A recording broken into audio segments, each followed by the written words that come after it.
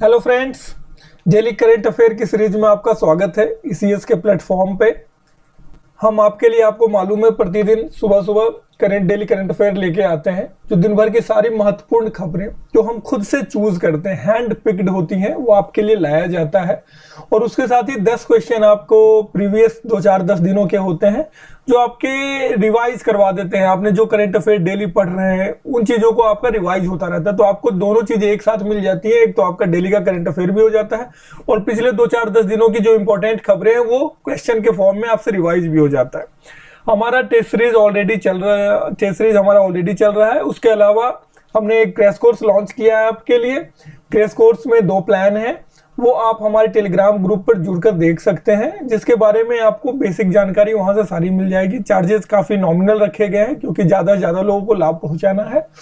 Team के बारे में आप जानते हैं कि सिलेक्टेड और एक्सपीरियंस लोगों की काफी अच्छी टीम है यहाँ पे, और लोग किस मोटिव के साथ आए हैं आपको यह भी पता है। तो चले, ठीक है, मात्र 20-25 मिनट के टाइम में आपको पूरी करंट अफेयर करवाई जाती है। ठीक है, उस पर ध्यान दें। फिलहाल लाइक, शेयर, सब्सक्राइब, कमेंट, यह बोलने की जरूरत नहीं है, आप खुद समझदार हैं। मेडागास्कर, ठीक है, तो मेडागास्कर में क्या हुआ है? महात्मा गांधी ग्रीन ट्रायंगल का अनावरण हुआ है। एक ट्रायंगल फॉर्म में कुछ बनाया गया है, ग्रीन।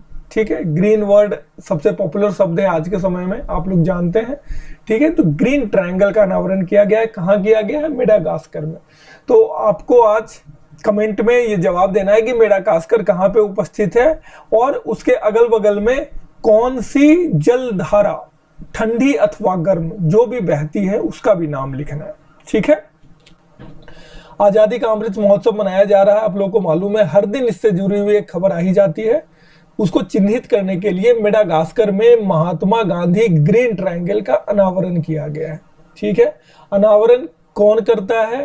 तो अनावरण हमारे भारत के जो राजदूत हैं वहां पे, उन्होंने, और एंटानानारिवो के मेयर, उस जगह के जहां पे अनावरण हुआ है मेडागास्कर में, उस जगह के जो मेयर है, उन दोनों ने मिलकर अनावरण किया है। फोटो आपने देखी है पिछले पेज में। हरा शब्द, ग्रीन शब्द क्यों इस्तेमाल होता है? हर जगह आप देख रहे हैं ग्रीन शब्द सतत विकास, सस्टेनेबल डेवलपमेंट, और पर्यावरण को बचाने के लिए हमारी प्रतिबद्धता को दिखाता है। तो गांधी जी को एक ट्रिब्यूट दिया गया है मेडागास्कर में। अफ्रीका के साथ में गांधी जी की हिस्टोरिकल जो उन्होंने काम किए हैं, उनका संबंध रहा है, उसी चीज को क्या कहते हैं, इज्जत नवाजने के लिए, और साथ ही साथ ये भारत का जो 75 साल का अमृत महोत्सव, आजादी का अमृत महोत्सव मनाया जा रहा है, दोनों घटनाओं को एक साथ जोड़कर यह किया गया है। मेडागास्कर की राजधानी कहाँ पे है? तो आपको अभी बताया गया ऊपर में, एंटानानारिवो, वहां के मेयर ने इसका उद्घाटन किया। मेडागास्कर की मुद्रा क्या है? मलागेसी एरीरी। ठीक है, मेडागास्कर के राष्ट्रपति कौन है? Andry Rajoelina. ठीक है, अब हम अगले खबर की तरफ बढ़ते हैं। ग्रीन हाइड्रोजन ईंधन सेल इलेक्ट्रिक वाहन, यह बहुत ही महत्वपूर्ण खबर है, आपको जाननी चाहिए। हालांकि ये एक प्राइवेट कंपनी का प्रोजेक्ट है, लेकिन ये जो ग्रीन हाइड्रोजन ईंधन सेल है सॉरी, ये बहुत ज्यादा न्यूज में रह रहा है, और ये बहुत ही महत्वपूर्ण है किसी भी एग्जाम के हिसाब से। तो इसका उद्घाटन, हालांकि प्राइवेट कंपनी का है, लेकिन इसका उद्घाटन किसने किया है? हमारे केंद्रीय सड़क परिवहन और राजमार्ग मंत्रालय से के मंत्री नितिन गडकरी जी ने। ठीक है, आपको दिख रहे हैं यहाँ पे नितिन गडकरी जी ने हाइड्रोजन आधारित उन्नत ईंधन सेल इलेक्ट्रिक वाहन, ठीक है, FCEV के लिए एक पायलट परियोजना का उद्घाटन किया है। इस परियोजना में क्या होगा? इसमें टोयोटा कंपनी का आप नाम जानते हैं, टोयोटा मिराई नाम से गाड़ी आई है, लॉन्च हुई है। तो इसके लिए मिराई जो है जापानी शब्द में मतलब होता है भविष्य। ठीक है, तो इसको भविष्य माना जा रहा है ऑटोमोबाइल की दुनिया में, बल्कि हर क्षेत्र में। यह जो फ्यूचर है वो इसी चीज में है। ठीक है, तो इसके लिए स्टडी किया जाएगा कि भारत की सड़क और यहाँ की जलवायु के हिसाब से गाड़ी में क्या होना चाहिए, ईंधन में क्या क्या रिक्वायरमेंट है, और इस तरह की जो भी गाड़ी को लॉन्च करने के पहले जो टेस्ट किए जाते हैं और जो स्टडी की जाती है वो की जाएगी। ठीक है, यह क्या है? यह देखिए, ये लाइन आपके लिए महत्वपूर्ण है। हाइड्रोजन ईंधन सेल बैटरी पैक द्वारा संचालित है। मतलब हाइड्रोजन के द्वारा जो ईंधन जो बनेगा उसके बैटरी से ये संचालित होगा। एक बार चार्ज होने पे 650 किलोमीटर की दूरी करेगा और एक बार चार्ज होने में से समय कितना लगेगा? 5 मिनट। 5 मिनट में ये चार्ज हो जाएगा और 650 किलोमीटर तक चल सकता है। ये इसकी खासियत है। ठीक है, ये पर्यावरण के अनुकूल है क्योंकि इसमें शून्य टेल पाइप उत्सर्जन है। पाइप से जो धुआं निकलता है और जो रेसिड्यू निकलते हैं वो इसमें शून्य है, 0 है, इसलिए ये काफी बेहतर है। जीडी बिरला वैज्ञानिक अनुसंधान पुरस्कार के लिए श्री नारायण प्रधान जी का चयन हुआ है। नारायण प्रधान जी की तस्वीर आप देख रहे हैं। ठीक है, किस लिए मिला है? तो भौतिक विज्ञान के क्षेत्र में इनके योगदान के लिए। इन्होंने क्या किया है? इन्होंने छोटे प्रकाश सामग्री के नए आकार को डिजाइन करने में मदद करने के लिए क्रिस्टल मॉड्यूलेशन में अपनी विशेषज्ञता प्रदान की है। 2 कीवर्ड हो गए यहाँ पे, छोटे प्रकाश सामग्री, क्रिस्टल मॉड्यूलेशन। एलईडी जो लाइट है उसमें इससे काफी मतलब चेंजेज आ सकते हैं उस चीज में, इसकी वजह से जो इन्होंने रिसर्च किया है, जो इन्होंने आविष्कार किया है उसकी वजह से। अब जीडी बिरला अवार्ड के बारे में थोड़ा सा जान जाते हैं। ये 1991 में स्थापित हुआ है। यह पुरस्कार 50 वर्ष से कम आयु के प्रख्यात भारतीय वैज्ञानिकों के लिए है। इसमें एक है कि मतलब युवा वैज्ञानिक है उनको प्रोत्साहित किया जाए, तो इसके लिए 50 वर्ष का इसमें एज लिमिट रखा गया है कि उससे कम के हों और भारतीय मूल के होने चाहिए। ठीक है, किसी भी शाखा में होना चाहिए, भारतीय मूल के नहीं, भारतीय वैज्ञानिक होने चाहिए। नगद पुरस्कार 5 लाख का इसमें दिया जाता है। ठीक है, भारत बांग्लादेश ने शेख मुजीबुर रहमान पर बायोपिक का निर्माण किया। ये आप फोटो देख रहे हैं, Mujib the making of a nation. ठीक है, तो मुजीबुर रहमान के नाम के बारे में ज्यादा बताने की आवश्यकता है नहीं, वो कहते हैं ना सूरज को दीपक दिखाना, कुछ वैसा ही हो जाएगा इनके लिए, लेकिन थोड़ी सी जानकारी ले लेते हैं मूवी से related. Mujib the making of a nation, इस नाम से एक पोस्टर जारी की गई है जो आपको यहाँ पे दिख रहा है। ठीक है, मुजीबुर रहमान जिनको बंगबंधु भी कहा जाता था, बांग्लादेश के राष्ट्रपिता है। गांधी जी जैसे भारत के हैं वैसे ही मुजीबुर रहमान बांग्लादेश के हैं।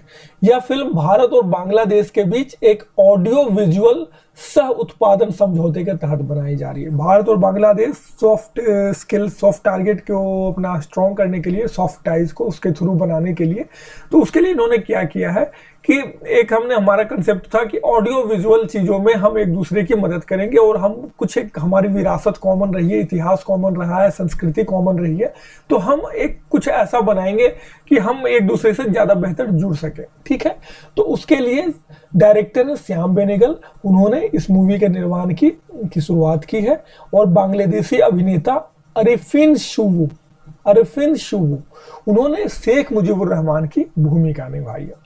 ठीक है, तो उसका पोस्टर जारी हुआ है जो आप इसमें देख सकते हैं। ये भारत सरकार की तरफ से है। भारत की आर्कटिक नीति नई दिल्ली में जारी की गई।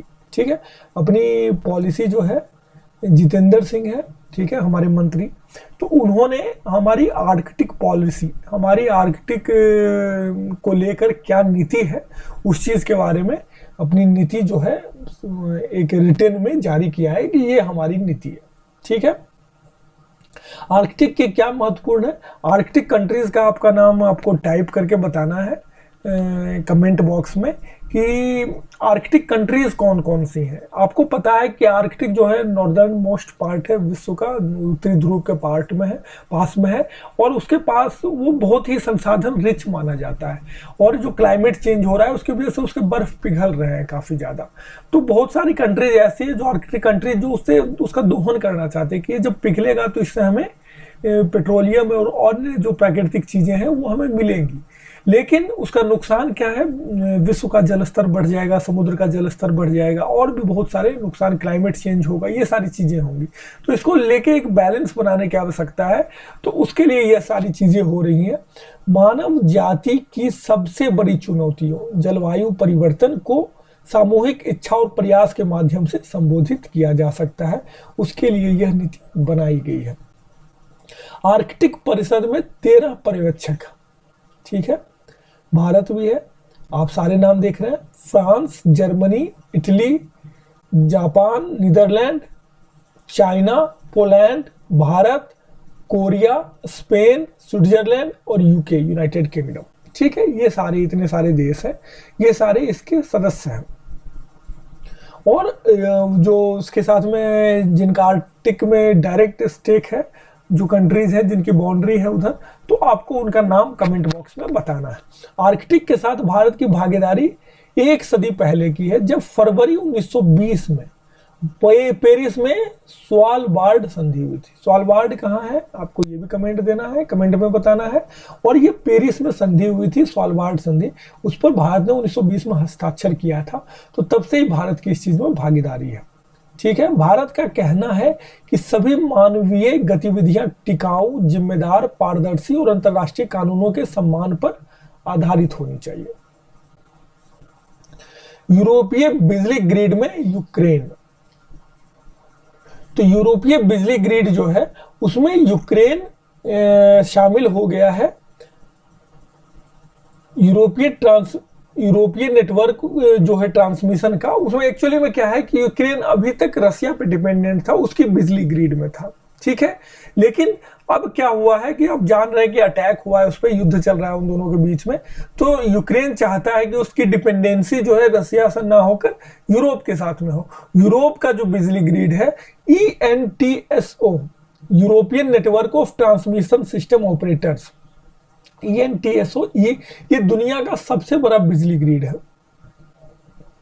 35 कंट्रीज है इसमें, है ना, और ये सबको बिजली देता है। इसको भी, यूक्रेन को भी शामिल करना चाह रहा था जल्दी से जल्दी, यूक्रेन भी जल्दी शामिल होना चाह रहा था, बट कुछ समय लग रहा था।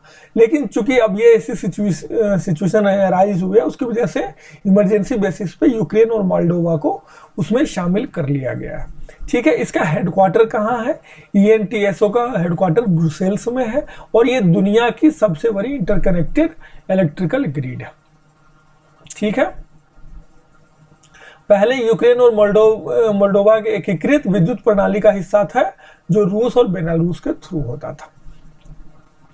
ठीक है, अब इसरो ने SSLV के सॉलिड ईंधन आधारित बूस्टर चरण का सफलतापूर्वक परीक्षण कर लिया गया।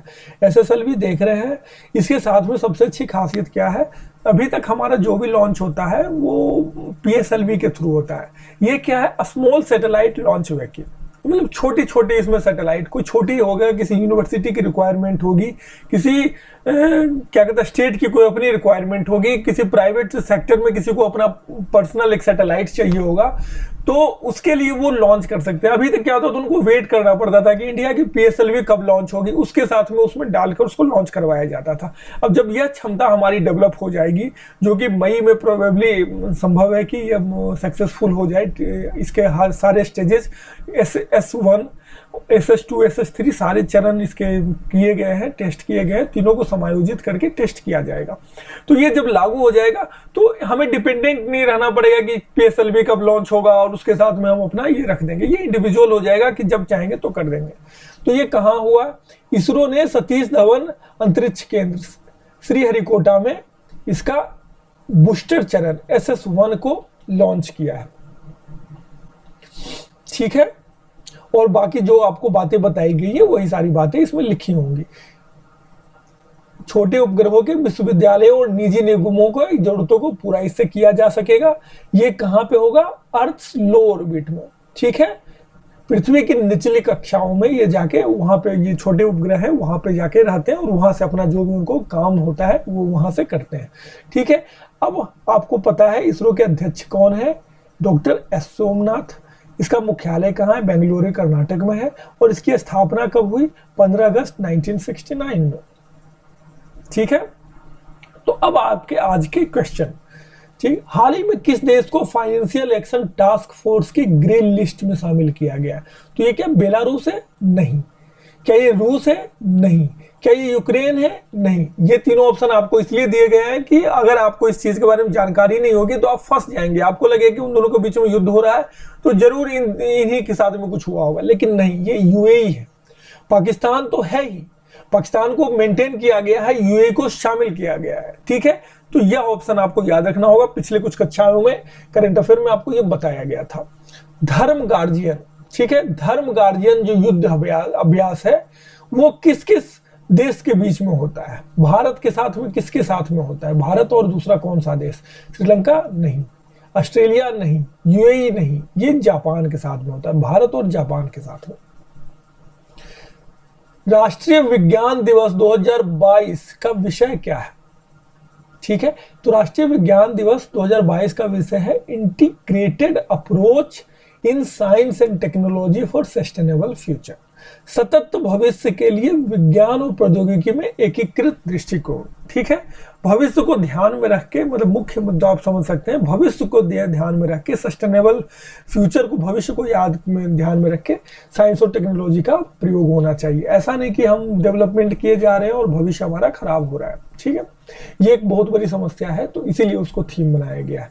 अब अगला जो है UPI 123 पे, ये आपको उस दिन भी लास्ट क्लास में भी बताया गया है। इसके लक्षित लाभार्थी कौन है? इससे किसको फायदा होगा? ठीक है, तो दृष्टि बाधित व्यक्तियों को नहीं, फीचर फोन उपयोगकर्ताओं को, हाँ, बच्चे को तो कोई भी ले सकता है, बच्चा हो, वरिष्ठ नागरिक हो, दृष्टिबाधित हो, वो डजंट मैटर। मेरे की जो फीचर फोन यूज कर रहा है, फीचर फोन कौन सा फोन होता है? स्मार्टफोन की आवश्यकता नहीं है, जो नॉर्मल फोन जिसमें इंटरनेट की सुविधा हो, बेसिक कुछ ऐप्स आ जाते हो, तो उस तरह के जो नॉर्मल फोन होते हैं, जो सस्ते रेंज के होते हैं, 1000, 2000, 3000 के रेंज में आ जाते हैं, तो ऐसे फोन के थ्रू में आप UPI 123 पे को लॉन्च किया गया। ये भारतीय रिजर्व बैंक ने लॉन्च किया है, ताकि ये ज्यादा से ज्यादा लोग इसके द्वारा, और जो ठगी हो रही है उन सारी चीजों से बचे, और इसके थ्रू ज्यादा से ज्यादा क्या कहते हैं, आर्थिक रूप से इंटीग्रेट हो, है ना, पूरे सिस्टम का पार्ट बने। RBI गवर्नर शशिकांत दास ने UPI 123 पे नामक फीचर फोन के लिए UPI लॉन्च किया है। डिजिटल भुगतान के लिए 24x7 हेल्पलाइन भी लॉन्च किया है। इसके साथ में एक हेल्पलाइन भी लॉन्च किया गया था, मैंने बताया था आपको पिछली क्लास में। ULPIN किस क्षेत्र से संबंधित एक विशिष्ट पहचान संख्या है? ठीक है, तो यह है भूमि संसाधन,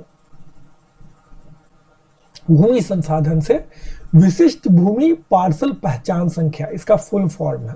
ठीक है, ULPIN unique land pin identification number, unique land pin identification number हाल ही में असम में शुरू की गई है, और इसकी संकल्पना डिजिटल इंडिया लैंड रिकॉर्ड्स आधुनिकीकरण कार्यक्रम के तहत की गई है। ठीक है, राष्ट्रीय टीकाकरण दिवस 2022 कब मनाया जाता है? तो भाई ये मनाया जाता है 16 मार्च को। क्यों मनाया जाता है? तो फर्स्ट पोलियो का जो वैक्सीनेशन हुआ था भारत में, इसी दिन हुआ था। इसके लिए आपको पिछले 1-2 दिन के ही क्लास में डिटेल में बताया गया। 16 मार्च की जिस दिन करंट अफेयर हुई है उस दिन में आपको बताया गया। ठीक है, भारत का पहला artificial intelligence and robotics technology park, art park, कहाँ खोला जाएगा? तो ये बेंगलुरु में खोला जा रहा है। Artificial intelligence and robotic technology park को भारतीय विज्ञान संस्थान IISc है, आपको पता है IISc बेंगलुरु में है, द्वारा राज्य और केंद्र सरकार के सहयोग से 230 करोड़ रुपए के पूंजी व्यय के साथ स्थापित किया गया है। ठीक है, artificial intelligence and robotics park स्थापित करने का उद्देश्य भविष्य की तकनीकों का उपयोग करके भारत में अद्वितीय समस्याओं को हल करना है, जिससे कि स्वास्थ्य देखभाल, शिक्षा, गतिशीलता, बुनियादी ढांचे, कृषि, खुदरा, साइबर सुरक्षा आदि क्षेत्रों को सुधारा जा सके। ठीक है, अब अगला क्वेश्चन है आपके लिए। Stockholm international peace research institute SIPRI की रिपोर्ट के अनुसार हाल ही में कौन सा देश हथियारों का सबसे बड़ा आयातक देश बनकर उभरा है? तो इसका उत्तर है भारत। भारत अभी आज के डेट में सबसे बड़ा हथियारों का आयातक देश है, इंपोर्ट करता है। ठीक है, हाल ही में जारी रिपोर्ट के अनुसार भारत का मातृ मृत्यु अनुपात क्या है? मातृ मृत्यु अनुपात क्या होता है कि 1 लाख जब बच्चे जन्म ले रहे हैं, ठीक है, तो उसमें कितनी माताओं की मृत्यु हो जा रही है उस क्रम में। तो पहले भारत का 113 था, लेकिन अभी 103 है, और इसीलिए आपको याद रखना है कि 103 है। हालांकि यह तेजी से कम हुआ है, लेकिन अभी और कम होने की संभावना है। जो विकसित देश हैं उनकी 13, 17 इस तरह का, अमेरिका का जैसे 17, और जो इधर नॉर्वे जैसी कंट्री उनका 13 होता है। तो हमें अभी भी हमारा मातृत्व मृत्यु अनुपात दर जो है वह बहुत ज़्यादा है। इसमें मृत्यु जन्म लेते समय से लेकर 6 सप्ताह तक, मतलब कि 42 दिनों तक अगर मृत्यु हो जाती है माता की जिसने बच्चे को जन्म दिया है, तो उसको मातृ मृत्यु में काउंट किया जाता है। मैटरनल मोर्टेलिटी रेशियो, ठीक है। अब आखिरी न्यूज, भारतीय टेस्ट क्रिकेट के इतिहास में सबसे तेज अर्धशतक बनाने वाले बल्लेबाज कौन बने हैं, ठीक है। तो पहले यह रिकॉर्ड कपिल देव के नाम से था। अभी ऋषभ पंत ने हाल ही में भारत और श्रीलंका के बीच में जो टूर्नामेंट चल रहा है उसमें बेंगलोर में फर्स्ट उन्होंने 28 गेंद में बनाकर भारत का रिकॉर्ड तोड़ा है, खुद का रिकॉर्ड तोड़ा है, ठीक है। तो आपको डेली करंट अफेयर में आज के लिए इतना ही, और आप हमारे साथ जुड़े रहें। हम ज़्यादा हो हंगामा हल्ला नहीं करेंगे, हम जो मोस्ट इंपॉर्टेंट न्यूज़ होता है उसको खुद से चूज करते हैं। हमारे पास कोई कंटेंट राइटर नहीं है, हम खुद से सब कुछ करते हैं, हम खुद से डिजाइन करते हैं, प्लान करते हैं, ठीक है, और आपके लिए चीज़ें लेके आते हैं। हम मेहनत करते हैं, ज़्यादा मेहनत लगती है और उसके बाद आपके सामने चीज़ें आती है। कंटेंट राइटर हायर करना और उसके बाद उनसे लिखवा लेना बहुत आसान हो जाता है, हम इन चीज़ों में विश्वास नहीं करते हैं। लाइक शेयर सब कमेंट सब्सक्राइब वाला काम बार बार आप बुलवाएं नहीं, आप खुद से कर दें। Thank you very much. बिना हो हंगामा के आप देखते रहें और सीखते रहें, पढ़ते रहें। धन्यवाद।